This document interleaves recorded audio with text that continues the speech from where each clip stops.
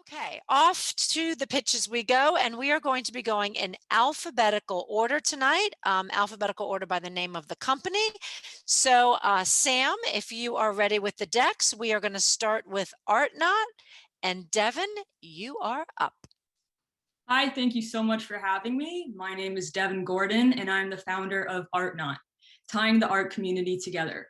I'm a current Pratt Institute student, and a lot of conversations I had with friends revolved around, we know how to make this great artwork, but we don't know how to sell it, and we don't know how to market it, and also connect with the broader art community. This prompted me to found ArtKnot. Please, next slide. So the problem, like I said, is that artists don't know how to market and sell their work. So this lack of foundation during college continues throughout your career. And also artists and galleries don't have a direct line of communication to one another. And art galleries are forced to sift through Instagram, which is noisy, inefficient, time intensive to have new artists join their roster. Also, 10% of art graduates are working artists. So this means that they have to have a second revenue stream in order to support themselves. And like in many other industries, the top blue chip artists that make up 20% of artists make up 80% of the market revenue. Next slide, please. So ArtKnot addresses all of these solutions. So in order to create networking and communication, we created a community board where people can ask questions, get feedback on work. If there's an open call, submit to that, etc. Really just for the artists. And then we're also going to have a BFA and MFA section, which is just for our platform, which gives clients and galleries direct access to up and coming emerging artists. We're also going to have experimental mediums, so we're inclusive to all artists in the art community and are growing with the art market. Next slide, please. So this is our clean and accessible layout. In 1 week of email marketing to artists, we have now 100 artists signed up, and we are confident to get our 500 artist goal by our launch in June. A lot of feedback that we have gotten is that it's clean, easy to use, super user-friendly, and the artists are very excited to work towards it. And like I said before, the art marketplace is on the left side, so that's what you would see on your homepage, and then these continue through when you swipe through the app. Next slide, please. So the online market is set to double to 9.3 billion by 2024. So this is very poised to scalability. And what these two graphs show is that millennials are buying art at a higher rate than previous generations, and they're looking online to do it. So ArtKnot connects young artists with young buyers. And we're also going to have ambassador programs at colleges and have in-person events. So we're going to really foster that connection between artists and clients on the platform as well as in person. So like I said before, really easily to scale. Next slide, please.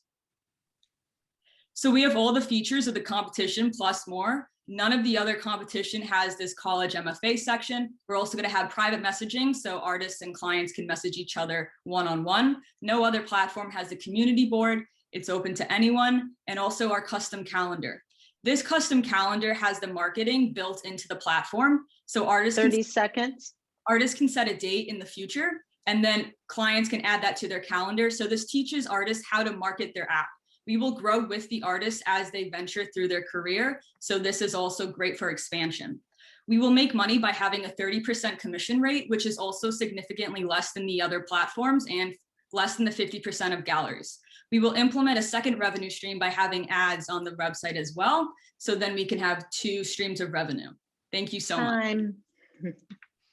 Awesome. Devin, that was fantastic. And boy, talk about ending right on time.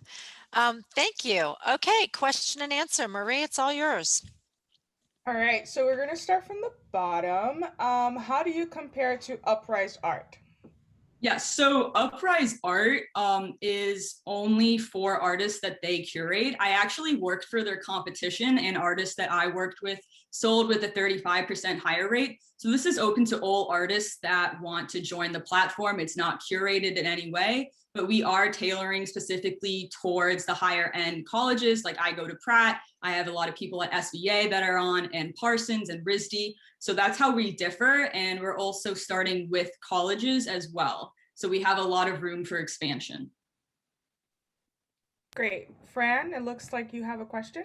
Yeah, I'd love to understand your go-to-market strategy and just kind of how are you thinking about marketing channels and, getting consumers in to actually buy the art, since your primary revenue stream is the commission rate?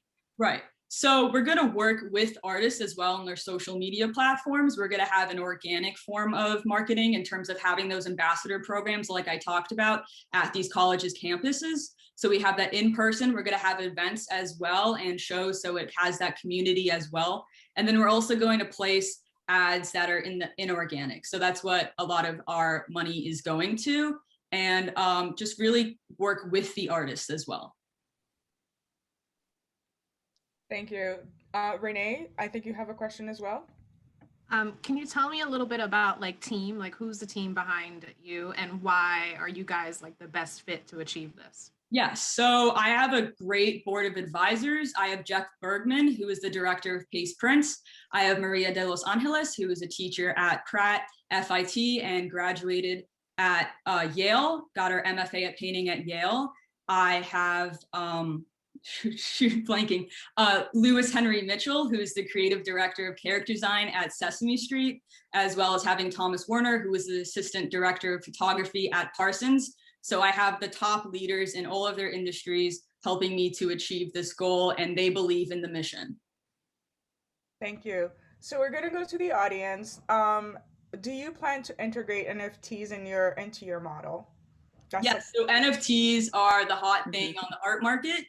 I think that a lot of the tangibility artists at my age love working with tangible objects. Right now, we are only working with things that are fungible, so that having NFTs on the program is a completely different software program with the blockchain. So that's not integrated with having physical art at the moment, but I would love to explore the possibility of having digital art in the future. Great.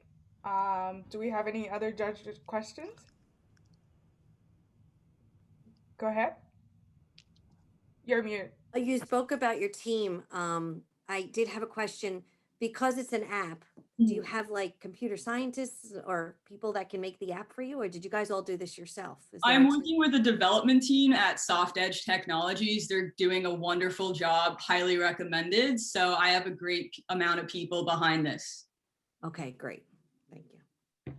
We're going to go to the audience. What criteria do you need to accept submissions on your app? And then the other question is, are you open to everyone? How will you evaluate your artwork, the art submission? So this is going to be open for everyone. I truly believe that art should be a democracy and that it should be a level playing field. I am reaching out to people for the first beta testing, just to have a solid foundation of artists that I think meet a certain criteria. So there is that on there, but I do think that this should be open for everyone.